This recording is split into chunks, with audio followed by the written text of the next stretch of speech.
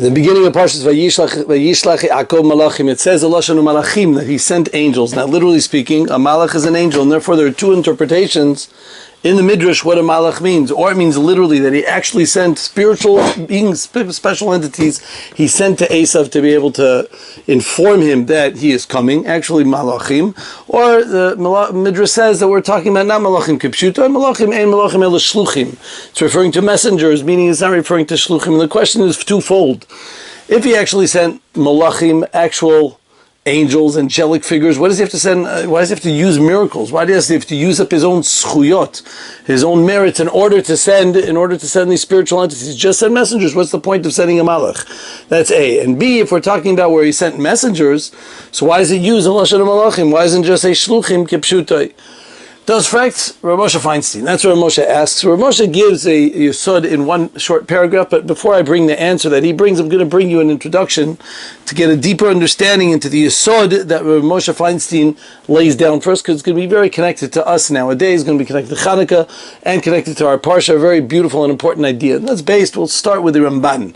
The Ramban is in Parshas Bereishis in Perek Bet, that over there he brings the dat of the Madanim, the dat of the scientists, if you will, the philosophers, that basically say clearly that when a person is born, there is no way that he can survive. Physically speaking, it's not possible. There's a concept known as entropy, as we might be familiar with it. Everything that exists always comes to a conclusion. It always decays, decomposes. It eventually slowly loses its parts. Anything that's made up of many different parts, it's not one proper entity. One entity at a whole, it's made up of many parts. Eventually, those parts dissipate. And that's why every person eventually finds his end. That's why every person eventually decomposes, turns into a corpse. He's not able to survive forever, as we're also familiar with, unfortunately. And that's what that's what the philosophers said based on philosophical ideas, and that's what our scientists say based on our present situation. However, says the Ramban, that's negative of first pasuk. We know that only after Adam Rishon eats from it, that's when the decree of death came upon him. Meaning, until then, says the Ramban clearly, we know that Adam Rishon would have lived forever, which every philosopher and scientist would beg to differ. It's an impossibility for such a thing to exist. But he says you're denying a pasuk. The pasuk says clearly that we would have been an eternal being. We would have been one that lives in an existential self. We would have been one that would have been able to live forever. And he says that's only the Ketane Amunah. And he explains that the ones who are Ketane Amunah, the ones who are short in their belief, short in their Amunah, to know that there's a higher source, so they only believe in what we know is what you see is what you get, to the Riyah, to Ayin, to what you see, to the natural phenomenon, and that's all I believe, as opposed to a Baal Torah. Someone who's a Baal Torah understands that even though we live in a natural world, of course, and we do live that way, we know that it's a Chelik Elokami Mal, the whole entire creation is constantly being upheld and kept to by HaKadosh Baruch Hu. Every second we are here only because HaKadosh Baruch Hu wills it. Because our existence is only here because of the will of Hashem. Just like He created the world, He also left it here forever. He's the one who keeps us here on a constant basis. The second that He doesn't want it, it's not here also. And therefore the rules of nature are completely mitlatali, as they say, completely dependent on HaKadosh Baruch Hu. And therefore, even though we are made of kochot nifradim, and of separate kochot, separate energies, but still it all is based on the Ratzon Hashem, and therefore HaKadosh Baruch Hu could have made Adam Rishon last forever, simply speaking, even though he was made of a natural fiber. That is the yesod of the Ramban, and that is a very important yesod, and this is the yesod that we want to bring out today. The Mishnah says in Pirkei Avot and Perek Hey, a famous Mishnah, it says that the world was created be'asarat ma'amarot, with 10 sayings. We all know in Bereshit Bar Elokim, it says 10 times the idea of HaKadosh Baruch Hu saying that everything should exist. Meaning, as the Gemara Chagiga said, the world could have been created in one big zach, one big hit. Everything could have happened all at once. But instead, there was a light and day. There was a shamayim v'aretz, a sky and a day and the land that was created. There were different animals first, and then man. The me'orot, or the different celestial beings. All these things were created one by one. For some reason, Hashem created it separately instead of just giving one big Vayior, and everything should be created, or one Maisa Breshit, everything should be created in one shot. What's the reason for such a phenomenon? What's the reason why it was done that way? So the Dat Tfunot, that's the Ramchal. In Siman Ren, in Simon Ben reads us an important yesod. He tells us a very important idea, and that is that HaKadosh Baruch Hu didn't do it for him, he did it for us. He wanted us to understand his ways. He made the world in a very step-by-step fashion so we could read into Darkei HaKadosh Baruch Hu, to be able to understand the scientific breakdown of everything that happens. That instead of the world just being one Gzeret HaKatuv, just everything is said and done, and we don't know, we could look into the world and study him and understand the step-by-step process. We could see the cause and effect. We could see the potential and the kinetic energy. And what is all this for? In order that we can understand the Bria of HaKadosh Baruch Hu, look into him, appreciate him, and understand and connect to him, to have a appreciation and awesomeness of HaKadosh Baruch Hu's fantastic kochot, his capabilities. And this could only be done, so to speak, if it was explainable, if we can look into it, have a simple understanding, because if it's just one big Gzeret HaKatuv, just one thing that it's said and done, and that's the way it is, then I can't be able to figure it out. And the incredible thing about this idea, as Rav Chaim Friedlander writes, is that things can be done to good and to bad. In other words, this type of mahalach, this type of step-by-step basis that HaKadosh Baruch Hu created the world can lead, of course, like we said, to understanding and appreciating HaKadosh Baruch Hu's incredible capabilities, who Hashem is, and start realizing the awesomeness of what he is. As we know, many of our Rebbeim, that they go ahead and try to explain through nature, and to show through nature the intricacies of HaKadosh Baruch Hu, from a vast universe to a detailed scientific body made of millions of trillions of molecules, so we can go ahead and appreciate it. Or it could be used exactly as they say, pum fakert, on the other 180-degree spectrum, to go from the tzaddik to the rasha, to be able to explain everything in this world, to be able to understand and say, look, whatever I see is, whatever I don't see doesn't exist. I can explain everything that happens in this world.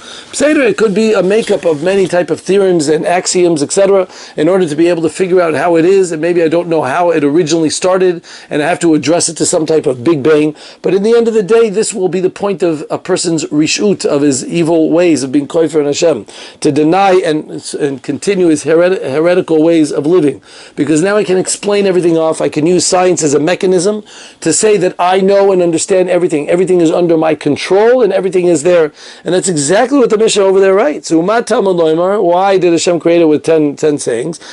Hello, b'maimar echad yachol libarot. Ella, says the Mishnah. Mishnah in Pirkei Avos, written 2,000 years ago. Lipareh mina rishayim shemabdim et olam sheniver be'asar marmarot. In order to give punishment to the rishayim that created the world with 10 marmarot, and in order to give schar to the tzaddikim that keep the world up with asar marmarot. Meaning, I did it in order to give schar to those tzaddikim that use this as a kli, as a vessel to be able to appreciate me and get closer to me. And I can use the same 10 mamarot as a vehicle of punishing those Rishayim, to let them fall into the trap of thinking we know everything. Mother Nature is it. There's nothing more and over beyond what meets the eye. Seeing is believing, and that's it, and nothing else is there to continue. In other words, the same vehicle of a 10 mamarot can be used for the good or for the bad. It all depends on the person who's able to do it. As the Ramchal writes in Derech Hashem, in Chelik Bet and Perik Hey, you can see over there, we have Shiurim on Derech Hashem, where he speaks out all about the Hishtalshalut of the world. That Hashem always works by one step to the next step, to the ladder of Yaakov, with the angels, as the Rambam brings, the different levels of Srafim, Fanim, Chayit HaKodesh, all different levels of Malachim, in order that things can work step by step by step. Never does Hashem just deliver something from Him to us.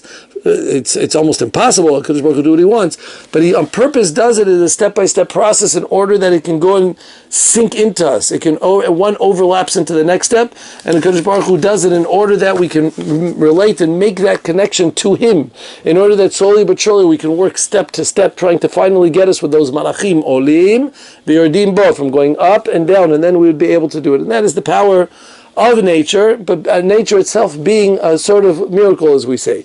That the type of nature is nothing more than a miracle that we're just used to. It's just something that became somewhat of a consistent basis, and a person is there to decide how he wants to use it.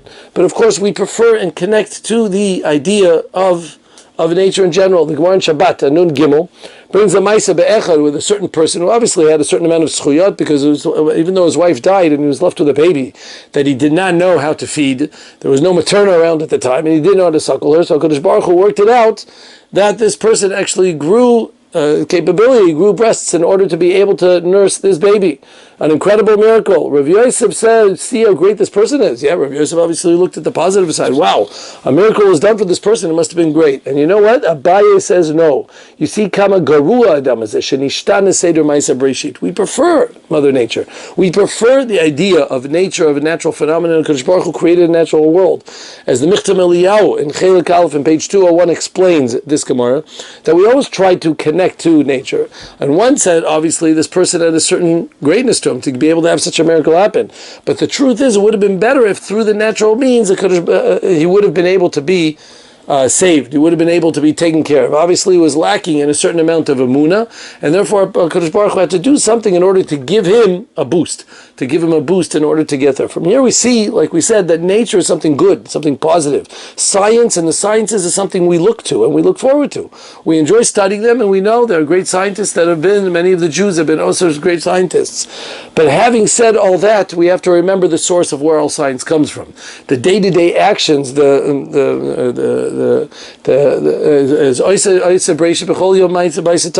a constant basis, the Kadosh Baruch Hu is trying to make us and give us what needs to do in order for us to continue to exist. This is the yesod that always has to be remembered, and this is for the simple person, for a simple person such as us, the people who have trouble in or the mamish connecting. So of course a miracle is not in place. We need the simple understanding of nature and connection to nature. It reminds you of the story of the child who was born 40 years in the Midbar. When he was 40 years in that desert, and he was going from place to place, and he was born during the time when the mun was falling, the mun was falling from the sky, the bear of Miriam, the water was coming out of a rock, more or less, and they were being led by the Anane Akovet from place to place. They finally get to Eretz Yisrael, conquer it, they sit on the land, he gets his nachala in Eretz Yisrael, Baruch Hashem. His father goes out to the backyard and starts planting some seeds, grows some wheat, and finally makes some bread out of it. The young child goes to his mother and goes, Mommy, you won't believe it. Eretz Yisrael is a land of miracles. Daddy was able to put seeds into the ground, and he was able to make bread that just grew out of it just by throwing some water and sun on top of it. That's an incredible miracle, because this boy was used to bread falling from the sky. That was no miracle. That's what he was used to. If it would have just continued falling, that's just what bread does. It just falls from the sky. That's the way it's supposed to be. Our miracles are all what we are used to. Things that are abstraction of nature, suddenly it becomes something that we call miraculous. And the truth is, to the big tzaddik, as the Ramban writes in many places, the end of Parshat Bon over there, in Perik Bet and other places, to the big tzaddik, there is no difference between a miracle and a law of nature. It's really all the same. It's all the same type of thing. It's something unnatural, something inexplainable, so to speak. We can give it rules and titles and give it and try to give it as a chain reaction.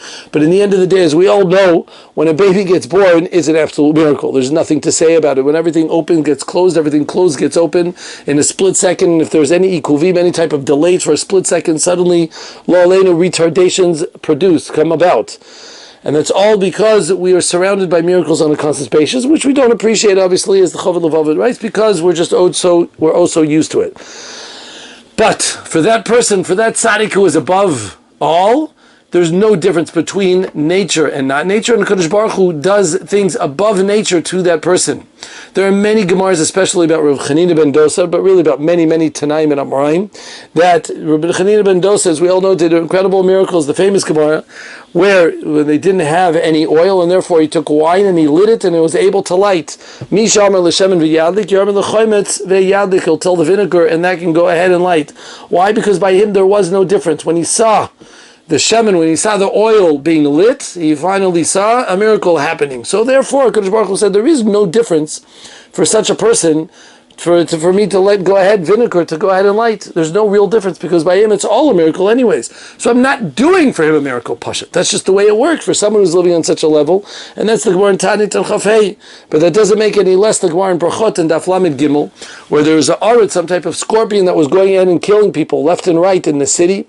But everywhere with a meager bite, he was able to kill people. Came along, Rabbi Chanina ben Dosa put his Achilles heel inside of the hole, and when the arid came out to bite the heel, the arid died. Why? La'amrcha, to tell you, she'eino arid mamit, ela achet mamit. says Reb Chanina ben Dosa, it's only because it's only you that causes the death and not the Arid itself that does it. In other words, again, you're not allowed to rely on miracles, but for him it wasn't a miracle. It was all based on simple understanding that he saw everything on a natural phenomenon. If a person is poisoned and dies, it's no different to him that if he drinks something and he dies also. Maybe like Coca-Cola. Well, Kopanim, that's what happens, and it's all the same thing. So from here we see the incredible, and this is really the answer. Now we get back to Ramosha. This goes back to the answer about Yaakov Avinu. Yaakov Avinu was above miracle. Miracle and natural phenomenon was all the same to him. He was a shtickle Reb Chanina ben Dosa.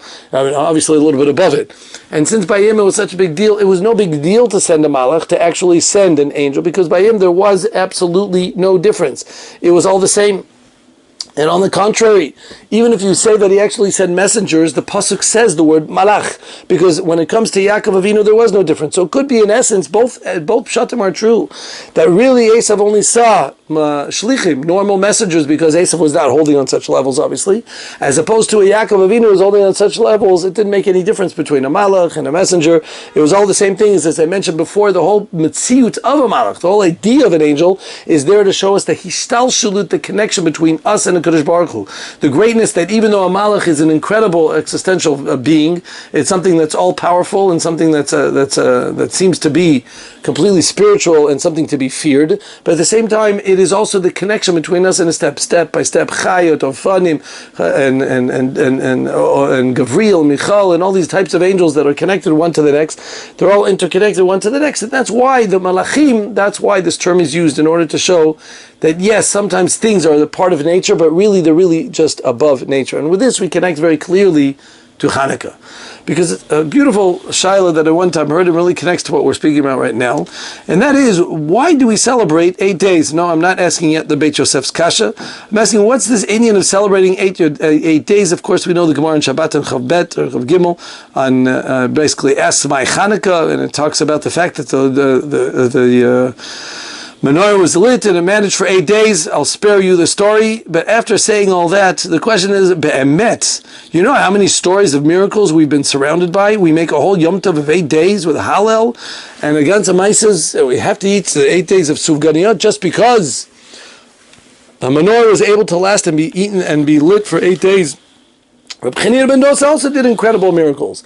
He actually took a bigger miracle, to take vinegar and light it is much bigger than shemen, than oil that was lit, and just managed to manage a long time ago. The Baba Sali also had a bottle of wine that he used to pour inside of a bag. He used to pour it to many, many people. Maybe we should make a chag when the Baba Sali would go ahead and pour those bottles of wine. And believe it or not, there's a midrash in Tetzaveh, which Rav Chaim Brisker was asked once about this, and over there it says in the Tanchuma, it says, Pamin liku b'menorah l'shana shleima. What a nace. One time they actually lit the menorah, and it lit for a whole entire year. That sounds to me a little bigger than 8 days. 8 days with a little bit of oil. So what happened that suddenly on Chanukah there was this turnover, there was this massive, incredible thing. So we also won a war, Baruch Hashem. But what happened? What was the turnover stage that caused this Chanukah creation? And the truth is, it goes into the idea of the Chochma Yevanit, which directly connects with what we were talking about before. The difference between Chanukah and every other holiday is, by Chanukah we were sitting with the Beit HaMikdash, we were in Eretz Yisrael. No other holiday were we in Eretz Yisrael at the time that the holiday occurred. That's A. But more important, we had a Beit HaMikdash and everything was ticking. Because the Yevanim were not chasing us for anything that had to do with the Torah. They weren't interested in destroying a Beit HaMikdash. That wasn't their concern. They were happy to work with us. They were just batting the flag of Chochma Yevanit. What is Chochma Yevanit? Chochma Yevanit is exactly everything we were speaking about until now. Looking into creation, nature, the worship of nature, understanding and appreciating everything that you see. Not much more than what meets the eye. The appreciation and the worship of body. All the mythological gods were completely ones who had to do with strength, with power, which had to do with incredible wisdom also. Not necessarily had to be that when we're talking about a Zeus or a Hercules or Apollo. or an Oedipus, all these types of incredible gods, Kebiyochel, the gods that they would worship would be ones that had to do with all the external powers, meaning there was nothing be'etzem intrinsically godly. Everything was only what I would see, the Metziut of Hashem did not exist. All they were interested in doing is just removing the Kedusha, the special holiness, and to make it what you see, and not to say that there was something more than what it was. That's the Metziut of the philosophers. The Drashat Aran has a piece about this, and the Kuzari right in the beginning, when the philosopher is talking, basically saying that the idea of a philosopher is that, God created the world, because the idea of atheism is 150 years old. Nobody was a lunatic to say that would happen by accident until the mid-1800s, to go ahead and find a Darwin that would come up with some crazy idea to be able to divorce the world from a godly figure. But even so, the philosopher said it's all over. God is not here. He's not here to stay. He created a world and has nothing to do with it, and leave him alone. Now it's all a matter of survival of the fittest. The bigger, the better. If you have a great mind, then you can be a philosopher. If not. There's no such thing as amal, as chasing after hard work and trying to earn yourself to special places and trying to get there. If you are gifted, you're gifted. If you're gifted with strength, if you're gifted with beauty, if you're gifted with wisdom, great, come in. You'll be one of our gladiators. You'll be one of our great people that we can go ahead and appreciate. But if you're not worth the air that you're breathing. It's not worth for you to be around. Why need to be there? Because it was a focus on everything that existed in an external way, as opposed to the Derech HaTorah, where we focus on the internal of the person, of course, as we all know. But much more, we say that everything has a Kedusha, a certain amount of Kedusha to it. We say there's much more than what meets the eye. Not everything is just something external, but sometimes we know there are Kochot Elyonim, like we spoke out in creation. That even though you could see and study the world and understand nature, but we know that there's a certain godliness to it. There's something above. There's something a little bit more than just culture. Something a little bit more that gives it a little bit more of a status to it, of something that we can more and appreciate. And that comes from the Torah that came and taught us this incredible idea. And therefore, as great as the Kadosh Baruch Hu is, he's interested in what we have to say. That's why Yafet Elokim Yafet, both Yefet and Shem came and covered up their father when he was naked, when he was undressed. But one got the bracha of Yefet Elokim Yefet. I gave Yefet the power of beauty, which is Greece, and they received this matana that we call beauty. Also the matana of burying the dead, of being able to bury a body, as opposed to Shem. Yishkenu be'arlei Shem, they shall rest in the Oilim of Shem. Shem received that is the ancestry of the Jews, of the future of Jewish people, of religion, of understanding that there's a Kadosh Baruch Hu in the world. What's the difference between the two? Because Yef did it for aesthetic reasons. It just makes sense. It's the nice thing to do. Shem did it for the reasons that it's Atzelim Elokim, because it's a Ratzon Hashem, because there's a mitzvah behind this and this is the proper thing to do. He did it much more for esoteric reasons besides the aesthetic reasons. You follow? That's why Yeft was given the beauty of Yeft, and Shem was given oil. Shem. An oil is something that you look a lot more deeper into. Yeft is just external beauty. An oil is a tent, which means it's something lies behind what meets the eye. There's something a little bit more deep. Two people, the same action with different complete kavanot, different intentions, and each one received a completely different present. One spiritual and one physical. One with the focus to the external and one with the focus of the internal. And that is why Chanukah is such a big time, because it was a turnover of a generation. From now on in, there was no Sanhedrin. From now on in, there was no prophecy. Until now, there was a direct connection with HaKadosh Baruch Hu. From now on in, we are only based on Torah. Our Talmidei Chachamim, they are our Nevi'im, they are our connections. B'diuk in this time period by Chanukah is when the philosopher age was starting around, whether it was Socrates, Plato, Aristotle, Democritus, all these big philosophical beings that were able to think in incredible, deep and incredible, with incredible knowledge and intelligence. And having said all that, it all came from a very external source, which our Rishonim, especially the Ramban over there, puts down in a very strong sense. This gives us an incredible insight into the Alanissim, as Rav Chaim writes. It doesn't say Lashkichem Torah. When we say Lashkichem Torah Techa, when we say Alanissim, why say Lashkichem Torah Techa? Because they had nothing against the Torah. They didn't mind keeping it. But it should be another knowledge, just like any other one of our knowledges. Engineering, sciences, biology, the maths, history, all these types of knowledge is incredible. We'll add the Torah to another subject inside of our school schedule. No problem. We'll give you another 45-minute session in school that you can also learn what we call Torah, that we can also get the biblical knowledge, to get a biblical degree. It's fine. We don't mind adding it in. That's fine. But the Torah is fine. But to make it a Torah, get rid of all this Torah bit that has to connect to a Kadosh Baruch Hu, something higher, that instead of it just being something educational, it's some type of covenant, some type of cult. I don't mean to use such a word, but some type of connection to something higher, some type of worship. Why should you do it? Leave it to what it is. Leave it for the subject it is. Appreciate the subject for the subject as it is. Don't look at the Tzelem Elokim. Don't look at the body as much more as the body itself. Appreciate it for what it is, with a lack of focus on the Tzelem Elokim. What else do we say? The chokim don't bother us. The laws are okay. We'll let you do the mitzvahs. Just get rid of the ritzoncha part. We don't want the ritzon there. It doesn't have to be because the Kodesh Baruch Hu said do it. No, just do it because maybe it makes sense. Maybe it's a good thing to do, to get rid of the ritzon inside of other law, the connections of a Kodesh Baruch Hu there. And also it says dafka chukim. It doesn't say mishpatim. Mishpatim are understood laws. We have laws which we totally agree to. Mishpatim, they didn't have any problem with. Pay people on time, don't steal, don't kill, respect your parents.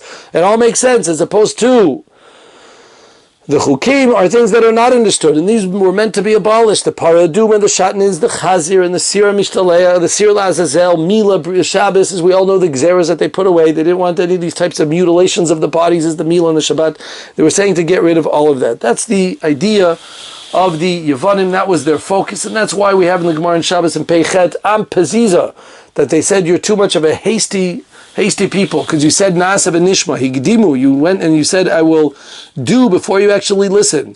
And that is so typical of a Yavani to say such a thing. And even though there is a Tzeduki, the Yavani basically comes and says, think before you do something. Make sense, it makes sense to you. Connect to it. Make sure you fully understand it. Don't just take something on before you know what it's about. Don't do it because God told you to do it. You have to understand it. You have to connect to it. You have to relate to it. And if you don't do it, that's unintelligent. That's not going and making any sense. Therefore, the Am Peziza, they called us a very hasty people, that we said Na'aseh v'nishma, we accepted the Torah before knowing what's in it, because they were the counter opposite of what the Torah stands for. They're more of a focus of the external knowledge without the internal, and that's why they only went and destroyed what? The menorah. They went on purpose and were metameh the menorah. They went and made the menorah because Yachkim Yadrim. You look to the south where the menorah is, the koach of the menorah is always the chochmat of Torah, as we all know, and that's what they went ahead and made it tameh, because they were trying to get rid of the Beit HaMikdash v'shachanti betocham, the resting of a Kodesh Baruch Hu. And that's also what we say, Yavu Pritzim v'yichalalua. And they made it a halal. What's a halalua? As Rav Gedal Yeshua writes, the Chalalua is from Lashon Chalal. They wanted to be empty, a vacuum. They tried to take the same object, just make it without anything inside. You know, the letters of Yavan are Yud, Vav, Nun. Yud, Vav, Nun. If you notice, those are the only three letters which have no pnimiut, no inside to them. It's just straight lines. The Yud, the Vav, and the Nun are all just straight lines, because that's what it was all about. Something that exists without any type of internal connection, without any type of containing anything within it.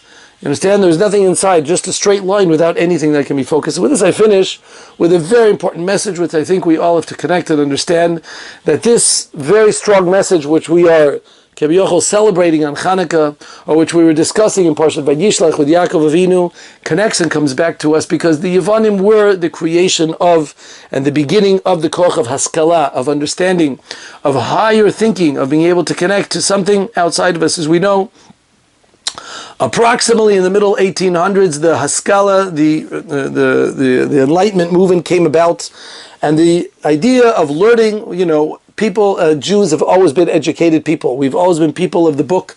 We've always been people who believed in educated. And yes, many of us have filled to the idea of the Haskalah. But the idea behind it and the focus was not just the idea of a higher knowledge of learning text, but as we spoke out from the Yevanim, the idea of chasing after culture, chasing after wisdom just for what it is, as an end in itself and not just a means. To throw out the primitive, to throw out religion, to go into secularism, stop with the limitations of religion, to be able to be that we are the ones in control. Liberalism, to go ahead and be that I should have full control and make my own party.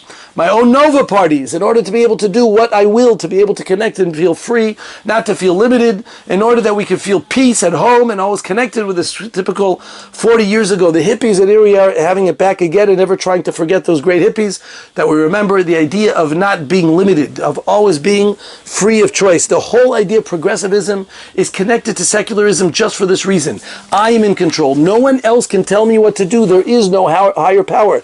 This is mamish Chochma Yevanit at its best, if you follow what I'm saying. And that is the poison that unfortunately we've gotten from the power. Now, we are not against universities per se. As we all know, most Jews and many Jews have won Nobel Prizes. The statistics are off the boards. The amount of Jews that have been able to in the highest of brackets of professors, etc. But the problem is we've taken this knowledge and we've focused on it. We've contributed it to it. We give our money to the universities and focused on it, and guess what? It was spit back in our face. What am I referring to? So 80 years ago, Rav Abba Grossberg wrote that this had to do, of course, with our chasing in German society, that we chased after the universities and all the higher Haskalah, and we tried to throw away our Judaism as a redifa, as a chasing after, to be able to get to them. And you know what happened? All we got, of course, was anti-Semitism, and we got a Shoah to look at it. We only got one big Holocaust to spit in our face and get rid of that idea. And guess what? Here we have it. Tavshin Pei Daled Simchat Torah. HaKadosh Baruch Hu once again came to us, and you'll see in a second what I'm referring to, that not only was the Shoah, a little Holocaust that we were hit with here in Eretz Yisrael, after a chasing of Harei Ani, a Muskal, a Mevin, a Medea, because we're the ones who know much better, we're the ones who have built a country, and we know much better. And this is the biggest stab in the back that happened. I have to say that, yes, seeing pictures of what happened downstairs in the south were horrific and terrible, and it's very hard. But in some ways, I had even more pain when I was seeing videos of great universities. It was more painful when we went ahead and saw great universities, which everybody also looked up to. The incredible intelligence, the incredible professors, the people who are of higher knowledge, Harvard, Duke, Yale, Columbia, Princeton. Wow, people that we're willing to contribute to people that we've contributed our own children to. The type of higher education that we're all looking for and aiming, and people work all lifetime to be able to be there. And suddenly we see the incredible anti-Semitism that exists there. The Jew hate, which was unprecedented, which makes no sense. And you know where it comes from? Everything we spoke about until now. Because when you're talking about a chokhmah that has to do about me and myself and I, a chokhmah of self, a chokhmah of externalism, which all has to do with progressiveness, of progressing out with the past and in with the new, to completely being connected to something that has to do with complete freedom, then suddenly the facts don't matter. It's a chase of absolute sheker, of emet doesn't exist anymore. If you think about it in truth, real progressiveness basically means there is no truth. There is nothing real. My opinion is what truth is all about. All truth boils down to what I say is the truth. It's my opinion, it's my feelings, it's my intelligence, and wherever I hold, that's what it is. Mamash, the philosophical way of thinking. It's exactly what it is. The scientists are just a follow-up to what it's there. And if that's true, then if I feel that this is an incorrect, and we and Israel are tyrants, and they're people who are overriding, and Hamas deserves to do what they're doing, and raping women just makes pashut sense, and chopping off kids' heads, it just makes a lot of sense because of all of Israel's faults, but that just comes because of a lack of looking into history, studying the facts, understanding what the reality is, knowing that Jews have created a tremendous amount of things. One time a person asked his teacher, and he said to him, how many things have the Jews created? And he went into all the different, the theory of relativity, if you will, ways, USBs, all the different incredible things that the Jews have done. And they asked him, what if the Palestinians have created? And he was stumped for a minute, and then he thought, and then he realized one thing that they created. They created Palestine. That's what they made up 50 years ago, 20 years after the Jewish state. When people are having issues with all of this, it's just a matter of what we call amoratzit, of not looking into it. But it's not a problem, because my opinion is Torah mi Sinai. That's all that matters. Sinai is miloshen sin, as the Gemara says, because once we received the Torah in Sinai, the Umot HaOlam have hated us. They've hated us for this simple reason, because they don't like the idea of one ultimate truth. They They don't like the idea of an absolute truth that tells us what we're doing. But the more we've connected to it, the more we've seen that it's time to realize that yes, this chase for the universities and this type of higher knowledge is bankrupt. It's not true. Now, we're not saying not to get a higher education and you want to become a doctor or a lawyer. I have nothing against it. That's not the point. We're not telling everybody has to go ahead and now become a rabbi. That's not the idea. But the idea is stop turning it into an end in and of itself. As they worship as an avodah zarah, these are mythological gods that people think that the book that is being served in Harvard University, that's it. And here we have them waving Palestinian flags, and trust me, if it wasn't illegal, they'd be waving the Hamas flags also. But it's all there for the same reason. Because when people come with this type of progressive way of thinking, you don't realize how lack of limitations they are. They'd have us dead if they were able to. They have no problem with it. Anti-Semitism is high, it's rampant, and it's raving, and it's only because of this idea. And if a Kadosh Baruch Hu warned us 80 years ago of this message when it came to the Shoah, when it came to a horrible thing, here he is reminding us again, and it all's boiled down to the same place. You have no place at home. Eretz Israel is a match inside of a football field. We're literally a fifth of a percent of the whole entire map of the world. Why do they give a hoot and a nanny about us? What do they care? In Syria, literally over 500,000 of innocent people were killed when America went and tried to overturn the Hussein government. He had to kill over 2 million people to go ahead and get rid of the Taliban. They were killing hundreds of thousands of people, and no one piped, and no one peeped, and no one said anything about it. That has nothing to do. It has to do with only one thing, because this idea of truth, morality, having purpose, the idea of the Torah, which teaches us that there's something a little bit more than what meets the eye, to make us think that there's something more about a connection, to make us there, it's reminding us, and if we don't remember it ourselves, then Hamas is doing a great job. He's reminding us of what we're supposed to be, and who we're supposed to be, and Baruch Hashem, at least that was able to put us together, to make us realize that every Jew is coming back to his roots, coming back to his sources, to finally come and realize that yes, in the time of Chanukah, when we're battling the Greeks, it's not just a matter of lighting a few candles, as we spoke about before. The miracle is not the miracle. That's not what we're celebrating. We're celebrating a lot more. We're celebrating the conquest of an ideal, of a morale, of a change in generations, of a change of life. From that time and on, we live in a world which was finishing up, petering out the idea of nevuah, of prophecy, disconnecting from HaKadosh Baruch Hu, but eventually HaKadosh Baruch Hu will show us that we will be able to come and get to this place. And that's the beauty of understanding of where we are. That's the beauty of our Torah. And maybe even though the word Torah to some people seems prehistoric, seems primitive, and it seems old, but you don't realize that there's only one thing that's kept us around. There have been generations and generations of cultures, such as the Greeks, such as the Romans, such as the Nazis, such as everybody who've been around, and they've all had it. They've had power, they'd have stealth, constitution. They've had incredible amounts of greatness. Alexander the Great, who conquered the whole world, and no one is here to say about it. Why are we still here? It's only because we go a little bit beyond what meets the eye, a little bit more beyond than just the simple understanding of a chochma, of an external chochma, realizing there's something more pnimi, something that lies behind the chochma, and that is the koch of a Kadosh Baruch Hu. That's mechayas bechol yom tamid bezrat Hashem. Kadosh Baruch Hu should give us the strength to be able to survive not only the Hamasniks, which bezrat Hashem should be annihilated, Yibach Shemam, but also all the people who are backing up the Hamasniks, because an accomplice to a crime is a criminal himself.